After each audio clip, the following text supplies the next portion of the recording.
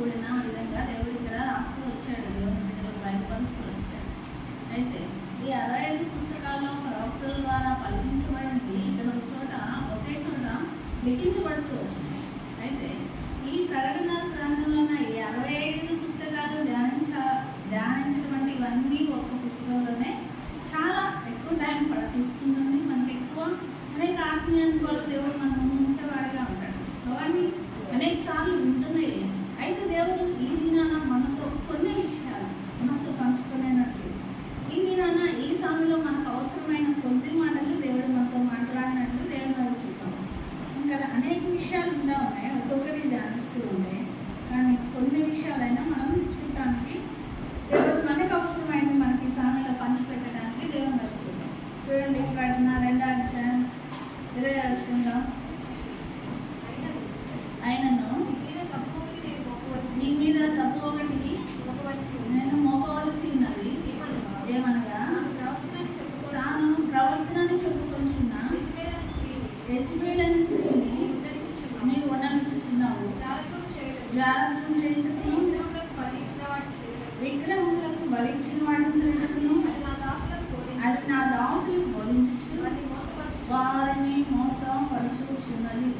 అంతేకాదు, చూడండి, ఈ యొక్క యెజబెలు అనే స్త్రీని ఇక్కడ పోలుస్తున్నాడు. యెజబెలు అనే స్త్రీ ఇక్కడ బైబిల్లో ప్రకటన గ్రంథంలో రాయబడలేదు, కానీ ఈమె పేరు స్త్రీ అనలేదు. కానీ ఈ తునితైన సంఘాన్ని ఆ సంఘంలో ఉన్న వారందరినీ యెజబెలు స్త్రీతో పోలుస్తున్నారు కదా. అయితే మనకు బైబిల్లో ఉంది యెజబెలు అనే స్త్రీ. ఈ యెజబెలు అనే స్త్రీని ఎక్కడ చూస్తాం మనం? రాజుల పుస్తకంలో చూస్తాం. ఈ యెజబెలు అనే స్త్రీ ఎవరు? రాజుల పుస్తకంలో ఉంది, అహాబు భార్య. ఈమె ఎవరు? యెజబెలు అనే దానికి అర్థం ఏంటంటే ఈమె ఘనహీనురాలని అంటారు. మళ్ళీ ఆమె వేశ్య అని కూడా అంటారు. అంటే వేశ్య స్వభావం కలిగిందిగా, ఘనహీనమైనదిగా ఉంటుంది. అయితే ఈమె యొక్క స్వభావం చూసినట్లయితే ఎలా ఉందంటే, ఈమె స్వభావం, ఈమె అహాబు రాజైన భార్యగా ఉన్న యెజబెలు విషయం మనకు తెలుసు. ఎందుకంటే అనేక విషయాలు ఆమె గురించి నేర్చుకున్నాం, అనేక సార్లు ఆమె గురించి తెలుసుకున్నాం కూడా. అయితే ఆమె స్వభావం చూసినట్లయితే ఆమె స్వభావం ఎలాంటిదంటే, చూడండి, ఆమె అసలు ఆమె ఎవరో కూడా చూస్తూ ఉంటే బైబిల్లో ఉంది. ఆమె ఎవరంటే మొదటి రాష్ట్రంలో ఉంటా ఉంది. ఈమె సీదోనీయురాలైన ఎత్బయలు కుమార్తె. ఈ ఎత్బయలు కుమార్తె అయితే ఈ ఎత్బయలు ఏం చేసేవాడంటే ఆ దేవతలకి యాజకుడిగా పనిచేస్తూ వచ్చాడు. యాజకుడిగా పనిచేస్తూ వచ్చాడు కాబట్టి ఈమె కూడా ఏం చేస్తూ ఉంది? తన తండ్రికి సహాయకురాలుగా ఆ యాజకత్వం చేసిన ఆమె. అందువలన ఇలాంటి ఆమె ఈ అహాబు యొక్క రాజుకి భార్యగా వచ్చింది. ఎవరికి వచ్చింది? అహాబు అంటే ఇశ్రాయేల్ దేశాన్ని పరిపాలిస్తున్న రాజు. ఈ ఇశ్రాయేల్ దేశాన్ని పరిపాలిస్తున్న రాజైన అహాబు దుర్మార్గుడే. అంతమంది రాజుల కంటే ఇంకా దుర్మార్గుడైన రాజే. అలాంటి రాజు భారీగా వచ్చింది ఈమె. ఆ భారీగా వచ్చిన ఈమె చూసినట్లయితే ఈమె వస్తూనే ఏం చేస్తా వచ్చిందట? బయలు ప్రవక్తలు కూడా తీసుకొచ్చింది. మామూలుగా కట్నం తీసుకొస్తారు కదా, పెళ్లి చేసుకొని వస్తా ఏం చేస్తారు? నాటకాలంగా మనకి తెలుసు ఏంటి కట్నము, ఇంటికి కావాల్సిన సామాన్ అంతా తీసుకొస్తాం.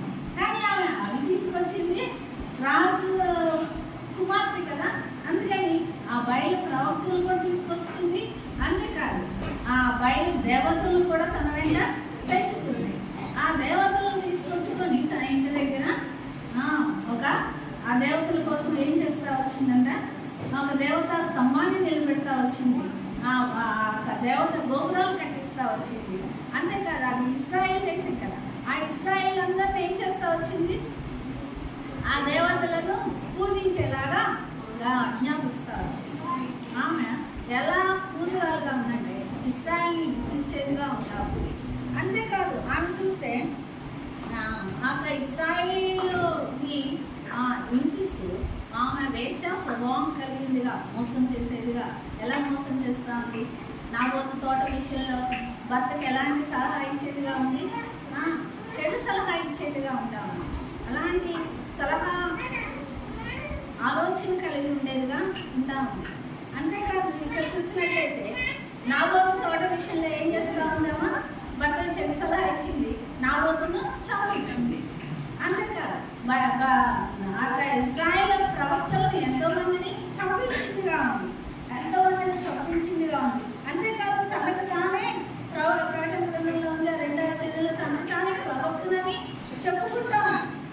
అంతేకాదు అనేక మంది ప్రజలను దేవతను పూజించేలాగా ప్రేరేపిస్తాం. అలా మూర్ఖురాలుగా, క్రూరురాలుగా, విగ్రహారాధికురాలుగా తను ఎలా ఉందంటే తన జీవితం, తన కుటుంబ జీవితాన్ని ఎలా చేసుకుందంటే పూర్తిగా విగ్రహాలని పూజించేదిగా ఉంటాము. అయితే ఇలాంటి స్వభావం కలిగిందిగా ఉంటాము. ఇప్పుడు రాహాబు అనే వేశ్య కూడా ఒక విగ్రహారాధికులే. అయితే ఆమె ఐగుప్తు దేశంలో, మోయాబు దేశంలో ఉంటుంది. ఆ మోయాబు దేశంలో ఉంటున్న స్త్రీ ఆమె ఇశ్రాయేల్ దేశానికి వచ్చిన తర్వాత ఆమె ఇశ్రాయేల్ యొక్క దేశంలో అతన్ని వివాహం చేసుకున్న తర్వాత ఆమె ఎలా ఉంటుందన్నా దేవునికి భయభక్తులు కలిగిందిగా ఉన్నారు.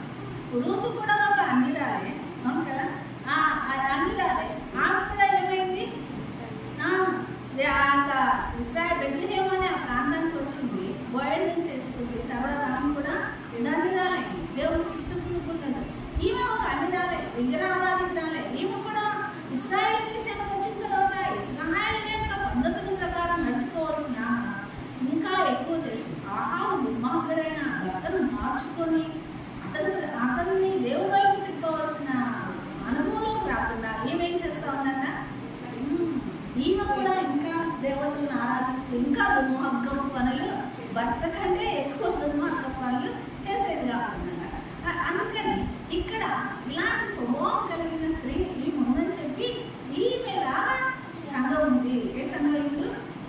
తుయితైర సంఘం. ఈ తుయితైర సంఘము ఒకటి చూడండి, అపొస్తలుల కార్యం మనం నేర్చుకున్నాము. అపొస్తలుల కార్యంలో 6వ అధ్యాయం 14వ వచనంలో ఈ తుయితైర సంఘం ఎక్కడ, ఎలా ఏర్పడింది, ఎవరి ద్వారా ఏర్పడింది చూడండి.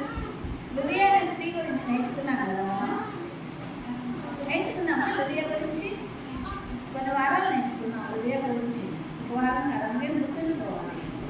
అయితే ఈ యొక్క 6వ అధ్యాయం 14వ వచనంలో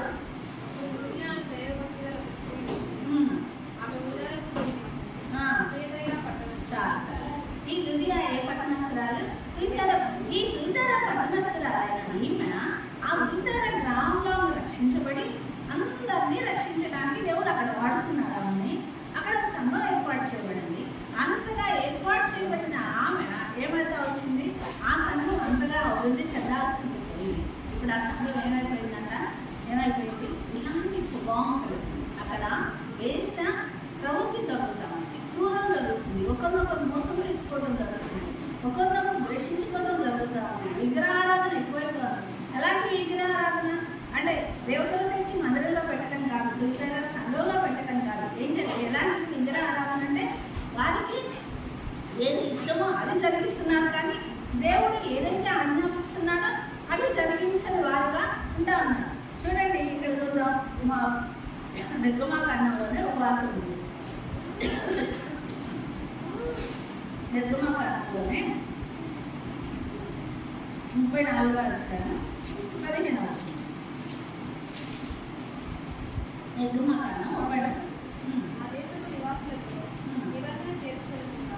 జాగ్రత్త పడి వారి ఇతరుల దేవతలతో హెచ్చరించి ఆ దేవతలకు బలార్పించినప్పుడు ఒకరు నేను పిలిచినట్టుగా నేను వారి బలిద్రవ్యంలో తినకుండా ఏమంటున్నాడు, విగ్రహాలు బలార్పించి తినద్దు, వాటిని అలా చేసుకోకుండా వాళ్ళతో నిబంధన చేసుకోకుండా ఉండమని అది నా దేవుడే ఆజ్ఞాపిస్తూ వచ్చాడు.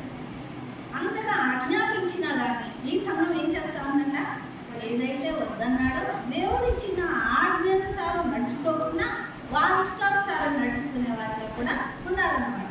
అంటే వీరి యొక్క ఉద్దేశం ఎలా ఉంది, వాళ్ళ సొంత ఆలోచనతోటే నడుచుకునేవారుగా ఉంటుంది. అప్పుడు ఈ సంఘ పరిస్థితి ఎలా ఉంది, మోసం చేసేవారుగా ఉంటున్నారు ఒకరినొకరు. అంతేకాకుండా ఒకరినొకరు ద్వేషించుకునేవారుగా ఉంటున్నారు. ఒకరినొకరు ఎలా ఉంటారంటే ఈమె స్వభావాన్ని కలిగిన వారుగా ఉంటారన్నమాట.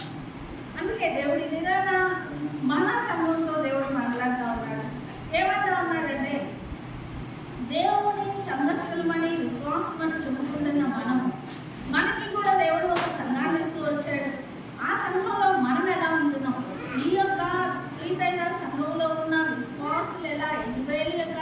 స్వభావాన్ని కలిగి ఉన్నారు.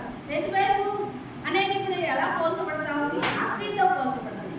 అంటే ఏంటది? ఒక ఆత్మగా పోల్చబడతా ఉంది. అంటే ఈ ఆత్మ ఎలాంటి ఆత్మ అన్నా? దురాత్మ.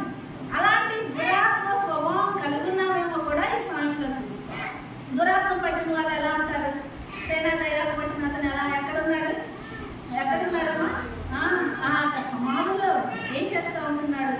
తాను గాయం చేసుకుంటున్నాడు. అలాంటి దురాత్మ స్వభావం కలిగిన స్వభావంతో ఉంది కాబట్టి ఏం చేస్తా ఉంది? అపవిత్రతకు గురవుతా ఉంది. అందువలన ఈ ఆత్మ ఎలాంటి ఆత్మ అన్నా? దేవుని ఆత్మ. యెజబెలు స్వభావం ఏ ఆత్మ? దేవుని ఆత్మ, దురాత్మ. యెజబెలు స్వభావం ఉన్నది అంటే ఇప్పుడు దురాత్మ. అందుకని దేవుని బిడ్డలమని చెప్పుకుంటున్న మనకి దేవుని ఆత్మ మనలో ఉంటుందా, దురాత్మ ఉంటుందా అనేది చూసుకోవాలి. దురాత్మ ఏం చేస్తా ఉంటుంది? మనల్ని మోసం చేస్తాం. ఈ దురాత్మ ఈ ద్వితీయ సమస్తను మోసం చేసినట్టు మనల్ని కూడా మోసం చేస్తాం. అంతేకాదు దురాత్మ కలిగిన అనుభవంలో ఉన్నట్లయితే ఈ యొక్క స్త్రీ ఏం చేసింది? యెజబెలు స్త్రీ తను నష్టపోతుంది, తన భర్తని నష్టపరుచుకుంది, తన కుటుంబాన్ని నష్టపరుచుకుంది. దేవుడు కూడా మనకు కుటుంబాన్ని ఇచ్చాడు, రక్షించబడ్డాం. దేవుడు అంటే ఏంటో తెలుసుకున్నాం. కానీ మనల్ని దేవుడు అత్తగారికి తీసుకొచ్చిన తర్వాత మనం ఏం చేయాలి? మన భర్తల్ని రక్షించుకోవడానికి, మన బిడ్డలను రక్షించుకోవడానికి, మన కుటుంబాన్ని దేవుడిని నడిపించడానికి ప్రయాసపడాల్సిన మనం కూడా అత్తగారికి వచ్చి మళ్ళా ఈ లోక సంబంధమైన విగ్రహారాధనకి, ఈ లోక సంబంధమైన సాధారణ యొక్క లోక సంబంధమైన ఆచారాలకి, సంప్రదాయాలకి తావిస్తున్న వాళ్ళు ఎంతోమంది ఉండలేకపోతున్నారండి, ఉంటున్నారన్నమాట. అంటే దేవునికి దూరం అయిపోతారు. ఎక్కడి నుంచి వస్తున్నారు? తను వివాహమై అత్తగారికి వచ్చిన తర్వాత ఈలోక సంబంధమైన ఆచారాలకే తావిస్తున్నారు. కానీ ఇంటి దగ్గర ఉన్న దేవుణ్ణి మర్చిపోతారు. అలాంటి స్వభావం మనం ఉన్నట్లయితే ఈ దినాన దేవుడు మనతో మాట్లాడుతున్నాడు. దేవుడు మనకిచ్చిన కుటుంబాన్ని ఏం కొరకు కట్టాలన్నాడు? దేవుడు మనకిచ్చిన కుటుంబాన్ని దేవుడు కొరకు కట్టుకోవాలి. దేవుడు కొరకు కట్టలేకపోతే మనలో దేవుని ఆత్మ పరిచయిందని మనలో దురాత్మ ఉంది కాబట్టి మనం ఏం చేస్తున్నాం? వాళ్ళ దారి వాళ్ళది, నా దారి నాది అనుకుంటూ వచ్చేస్తున్నాను. ఇప్పుడు మన దారి కూడా వాళ్ళ దారిలో కాదు, మన వెళ్ళటం కాదు, మన దారిలోకి వాళ్ళు వచ్చే విధంగా మనం ఏం చేయాలంటే ప్రయాసపడాలి అంటా ఉన్నాడు. ఈ యెజబెలు స్త్రీ గురించి చెప్తాం.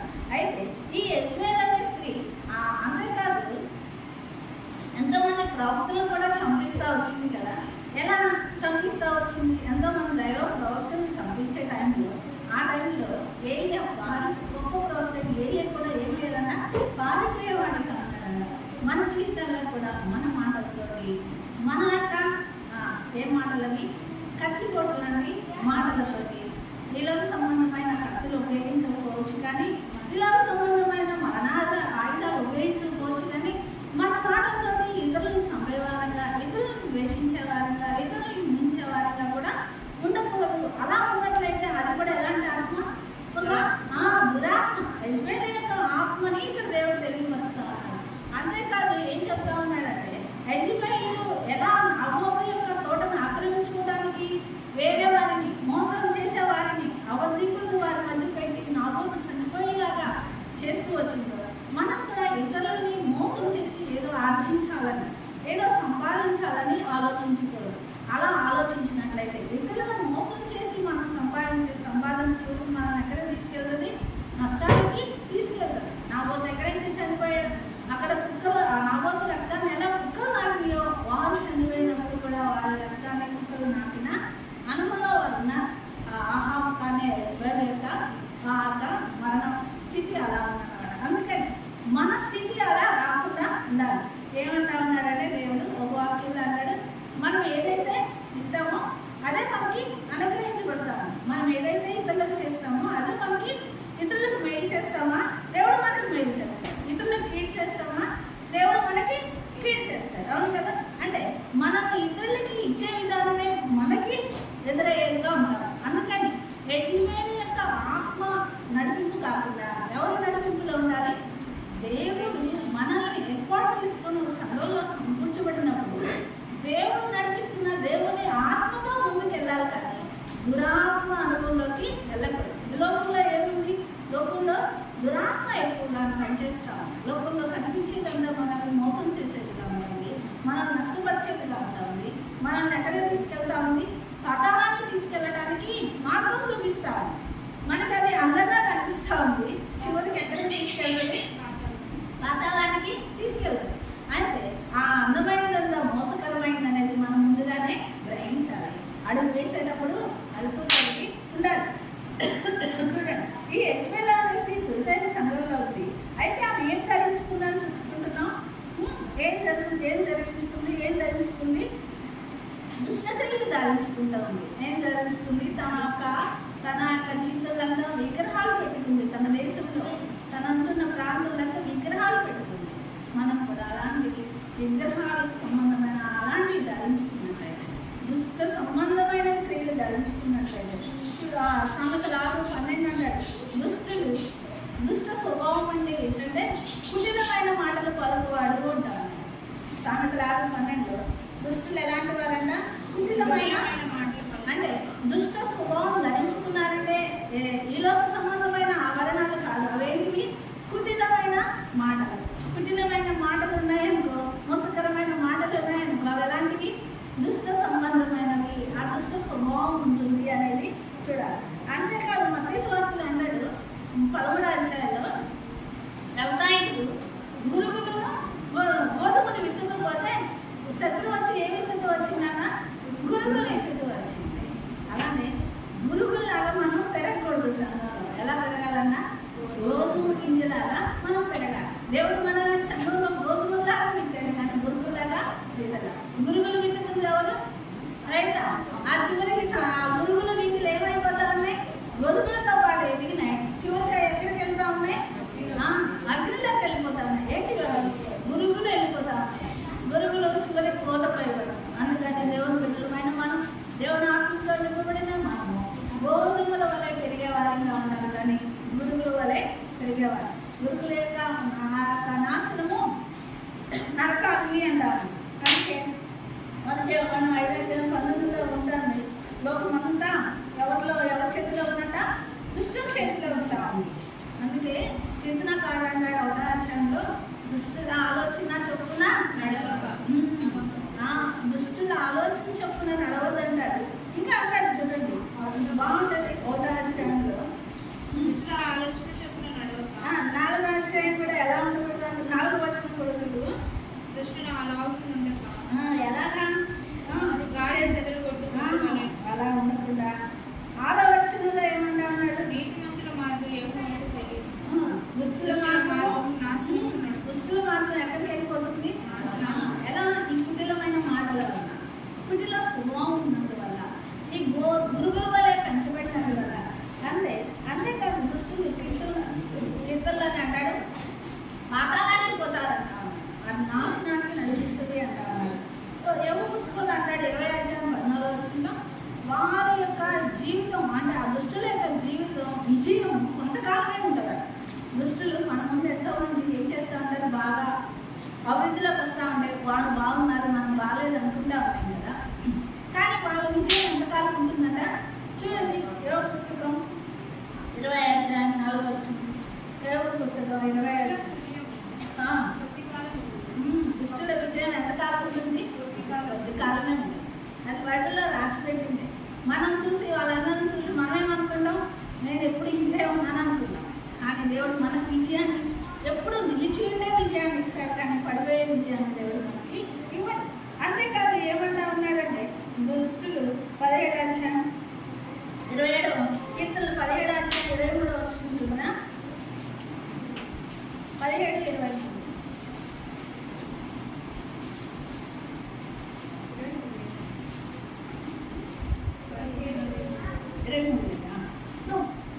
17-20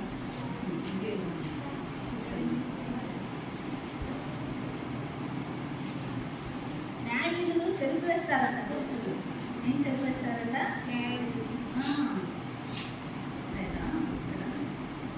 దుష్టులు ఏం చేస్తూ ఉంటారు, న్యాయవిధులు చెరిపేస్తూ ఉంటారు. సామెతలు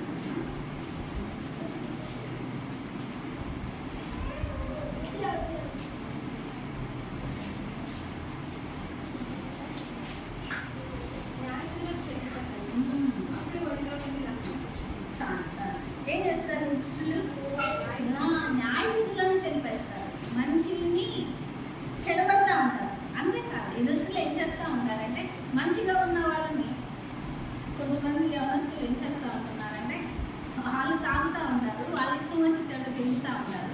ఒక వయసు వచ్చి నా పిల్లల్ని ఏం చేస్తూ ఉంటారు, ఇంకా లోకం తెలియని పిల్లల్ని ఏం చేస్తూ ఉంటారంటే రారా కూర్చో, ఏం కావాలి రారా రాదు రాలని పిలిచేవారుగా ఉంటారు. అంటే వాళ్ళకేంటి ఉచితంగా ఇస్తారు, డబ్బులు పెట్టే పర్లేదు, ఈ సిగరెట్ తాగరా ఏం కాదు అని వాళ్ళని ప్రేరేపిస్తూ ఉంటారు. యవనస్తులైన పిల్లల విషయంలో, ఆడపిల్లల విషయంలో ఇంకొక రకంగా ఉండేది వాళ్ళ యొక్క ప్రోత్సాహాలు. అంటే ఏంటి, ఈ దుష్టుల స్వభావం ఏమవుతా ఉంది, మంచి వారిని కూడా చెడగొట్టేదిగా ఉంటా ఉంది ఈ దుష్టుల సహవాసం అనేది. అదే మంచి అది ఆ టైంలో వాళ్ళు ఇచ్చేటప్పుడు ఎలా ఉంటుంది, ఊరికిస్తున్నారు కదా రుచి చూద్దాం, డబ్బులు పెట్టడం లేదు కదా ఊరికనే వస్తుంది కదా అని చెప్పి దాన్ని ఆ విధంగా ఆశ్రయించేవారుగా ఉంటారు. సినిమా టికెట్ తీసాను రావడంగా ఏం చేస్తారు, పరుగులు పెడతారు కదా, నాకు కానీ వాడు సినిమా టికెట్ తీశారు ఫ్రెండ్ కదా అనుకొని పరుగులు పెడతారు. కానీ చివరి కదా ఎక్కడికి నడిపిస్తూ ఉందని. అందుకని మన సహవాసం, మన యొక్క ఆలోచన ఎలా ఉండాలన్నా దుష్టులతో ఉండకూడదని దేవుడు కీర్తనాకాండ 1వ అధ్యాయంలోనే రాస్తూ వచ్చాడు. దుష్టుల ఆలోచన చొప్పున నడవకూడదు అని. అయితే ఈ దుష్ట సంబంధమైన ఆలోచనలు ఎక్కడికి తీసుకెళ్తా ఉంటాయి మనల్ని. అందుకే మత్తయి సువార్తలో అన్నాడు 5వ అధ్యాయం 37వ వచనంలో ఏమంటాడు, మన మాట అవునంటే అవును కాదంటే కాదు అని ఉండాలి. అంటే మనం ఇప్పుడు ఎలాంటి స్వభావం కలిగి ఉండాలి, విలోక సంబంధమైన అలంకరణ కాదు, కానీ ఎలా ఉండాలి చూడండి. 1 పేతురు 3వ అధ్యాయం 3వ వచనం, 1 పేతురు 3వ అధ్యాయం 3వ వచనం.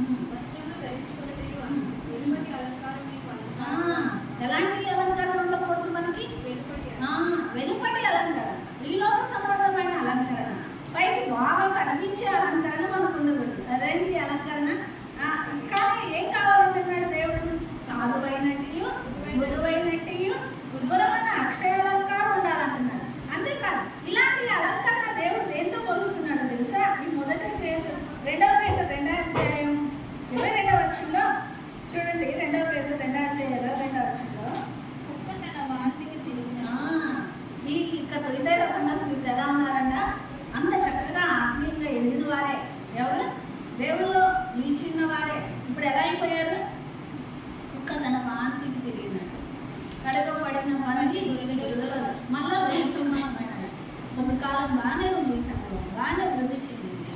అందుకే దేవుడు ఆ సంఘం విషయం ఏమంటా ఉన్నాడు, నీ క్రియలు నువ్వు యెజబెలు బట్టి నడుచుకుంటున్నావు, యెజబెలు యొక్క స్వభావం నీలో ఉంది అని సంఘంతోనే చెప్తా ఉన్నాడు. ఇది నా దేవుడు మనతో ఒక్కొక్కరితో చెప్తా ఉన్నాడు. రక్షించబడి ఎన్నో సంవత్సరాలైంది, దేవుని కొరకు జీవించాలని తీర్మానం చేసుకున్నాం, దేవుని కొరకు ఉండాలనుకుంటున్నాం, దేవుని కొరకు నేను అది చేయాలి ఇది చేయాలనుకున్నాం రక్షించబడిన మొదట్లో. ఇప్పుడైతే ఏమీ చేయలేని వారంగా, ఏమీ చదవని వారంగా, మన సొంత వాటి కోసం పరుగులెత్తినట్టు దేవుని పని పరుగులెత్తలేని వారంగా ఉంటాము. అందుకే ఇక్కడ ఏమన్నా ఉన్నాడంటే, కుక్క తన వాంతికి తిరిగినట్టు కడుగుబడిన పంది బురదలో దొల్లిన స్వభావం మనలో ఉంటుందని కూడా యెజబెలు యొక్క స్వభావం, ఇలాంటి స్వభావం మనలో కూడా అలాంటి స్వభావం ఉందేమోనని మాట్లాడుతూ ఉన్నారు. అయితే మన జీవితంలో ఇప్పుడు అనేక సంవత్సరాలు గడిచిపోయింది, రక్షించబడి 2025వ సంవత్సరం కూడా గతించుకోవడానికి సిద్ధంగా ఉన్నాము.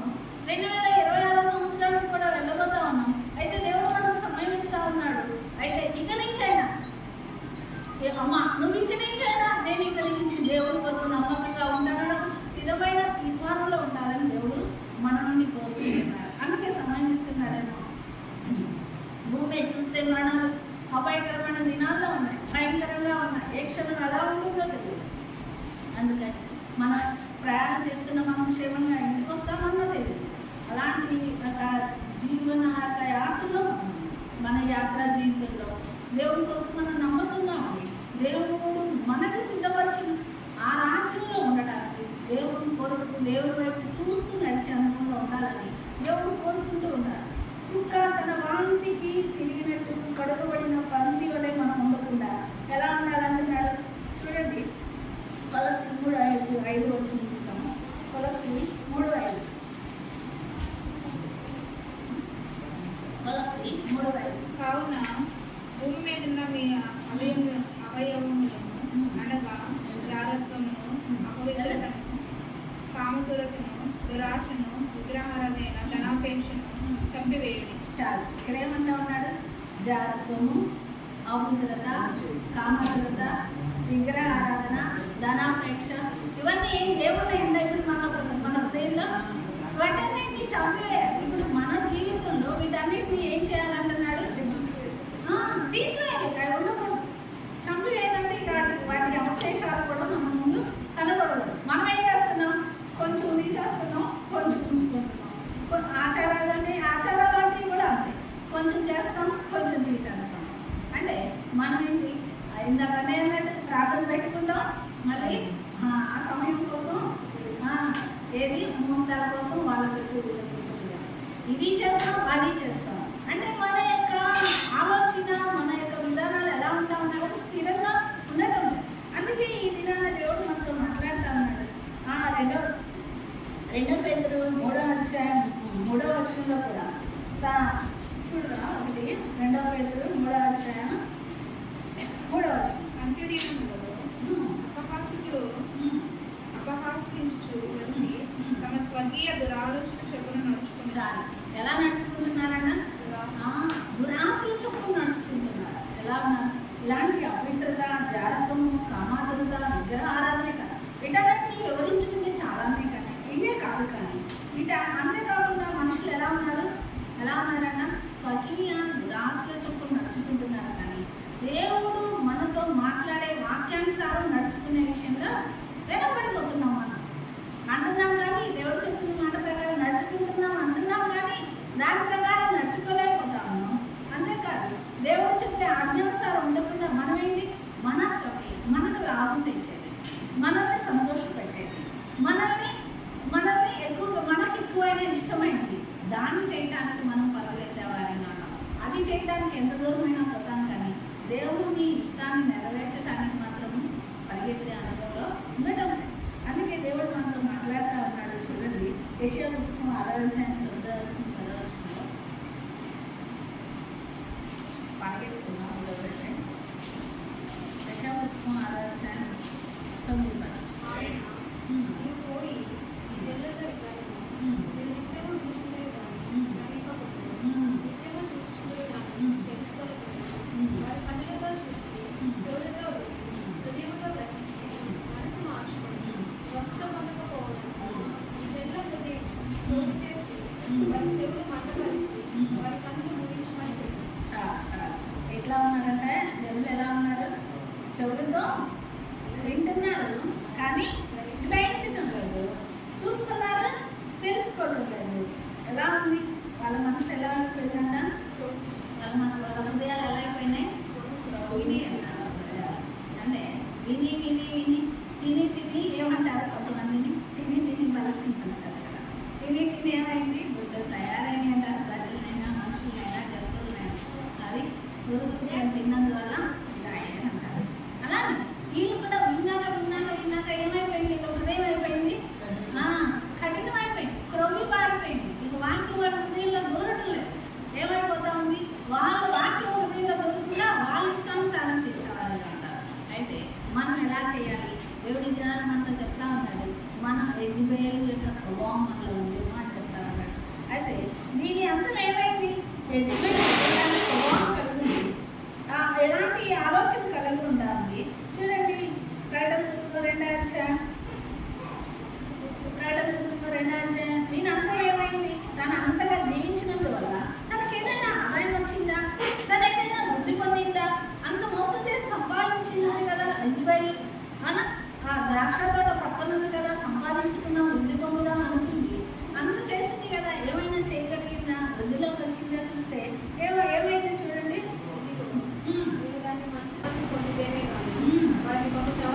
వారిని బాగు శ్రమల పాలు చేసింది. ఇక్కడ 22వ వచనంలో కూడా అంటున్నాడు, మారు మనసు పొందడానికి సమయం ఇచ్చాడట. అయినా కానీ ఏం చేసిందంట? అది మారు మనసు పొందనివ్వలేదంట. ఎందుకంటే యెజబెల్ యొక్క విషయంలో చూస్తే ఆ వర్షం పడటానికి యెజబెల్ యొక్క దేవతలందరూ ఒకవైపు బలర్పిస్తూ వారి దేవతలను పిలుస్తూ ఉన్నప్పుడు వర్షం పడలేదు. ప్రభువైన ఏలియా యేసునామమున ప్రార్థన చేసి బలర్పిస్తున్నప్పుడు వర్షము పడుతూ వచ్చింది. ఆ గంధకాన్ని దహించి వేసిందిగా కూడా చూస్తా ఉన్నాం.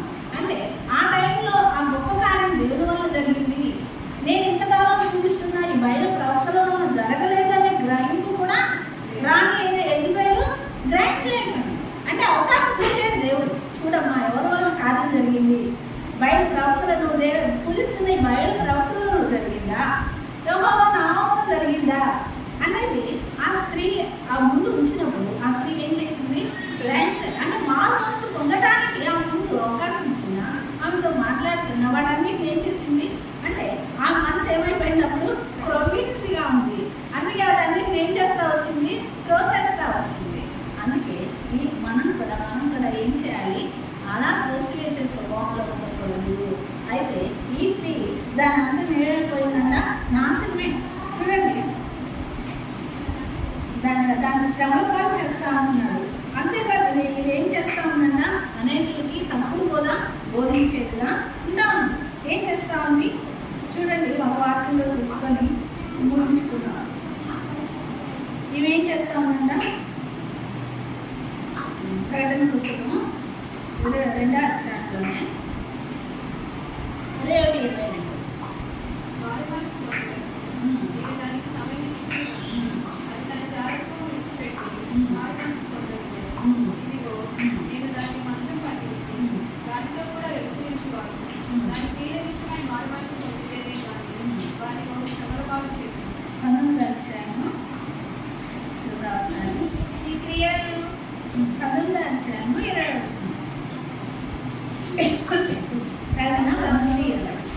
అప్పుడు ఆ మృగము దాని యొక్క శిక్షణ క్రియలు దాని ముద్రలు వేయించుకున్న వారిని ఆ మృగము ప్రతిమకు నమస్కరించిన వారిని మోసపరిచిన అబద్ధ ప్రవక్తలు పట్టబడి వారిద్దరు గంధకంతో మండు అగ్ని గుండంలో ప్రాణులతోనే ఇలా మరణం ఎలా అయింది.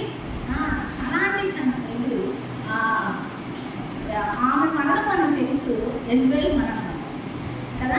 ఒకవేళ అలా మనం మరణించకపోవచ్చు, కానీ మనకైతే ఏం దాచిపడింది, మనకి అగ్ని గంధకములతో మండు గుండము దాచిపడింది. అలాంటి మండు గుండంలో మనం పడిపోకుంటే దేవుడు ఇచ్చిన సమయంలోనే, ఒకవేళ ఇప్పటి వరకు జీవించిన జీవితం చాలు ఒకవేళ మనం మోసపోయామేమో, దుష్టుని చేతిలో పడి యెజబెల్ యొక్క దురాత్మ చేతిలో పడి మోసపోయామేమో, ఇక నుంచి అలాంటి దురాత్మను విడిచిపెట్టి దేవుడి కొరకు మనం నమ్మకంగా ఉండడానికి దేవుడు మనకిచ్చిన సమయంలోకి నూతన సంవత్సరంలో ప్రవేశించకుండా ఒక స్థిరమైన ఆలోచన కలిగి ఇంక నుంచి దేవా నేను ఎన్నో వారకుడిని పోగొట్టుకుంటున్నాను, ఎంతో ప్రార్థన పోగొట్టుకున్నాను, బైబిల్ చదవకుండా పోగొట్టుకుంటున్నాను, దురాత్మ అనుసరించి అంటే నీ వాక్యానుసారం నడుచుకోకుండా నా ఇష్టానుసారం నేను నడుచుకుంటున్నాను. అంతేకాదు విగ్రహాలు పూజ చేస్తున్నా అంటే నేనేదో కనపడే విగ్రహాలను నేను పూజ చేయకపోయినా నేనే అనేక విగ్రహాలను పెట్టుకున్న హృదయంలో వాటిని పూజించే వాళ్ళగా ఉంటాను. అంటే ఇలా మనలో మనం సరి చేసుకుంటూ దేవుడి కొరకు నమ్మకంగా ఉండాలని ఈ రాకడ దినాల్లో ఈ యొక్క ప్రకటన గ్రంథంలో ఉన్న యెజబెల్ స్త్రీని మనకి పోల్చి చూపిస్తా ఉన్నారు. యెజబెల్ యొక్క స్త్రీని మనకి సంఘంలో పెద్దల సంఘంలో పోల్చి చూపిస్తా ఉన్నారు. ఇది మనతో మాట్లాడుతూ ఉన్నారు దేవుడు. అంతేకాదు ఈ తప్పుడు బోధలు సిద్ధాంతాలు అలా కాదు ఇలా అంటే ఇప్పుడు అనేక సంఘాల్లో కూడా అనేకం వచ్చేస్తూ ఉంటాయి, అనేక రకాల తప్పుడు బోధలు వస్తూ ఉన్నాయి. అందుకే పరిచర్య కుంటుపడేదిగా ఉన్నామని చివరి నాలో కూడా అలాంటి పరిస్థితులు రాకుండా దేవుడు మనల్ని ఆత్మీయ మెరుపు కలిగి సరిచేయబడిన అనుభవం ఉండాలని ఈ సంఘంలో దేవుడు కోరుకుంటున్నాడు. ప్రార్థన చేసుకున్నాం.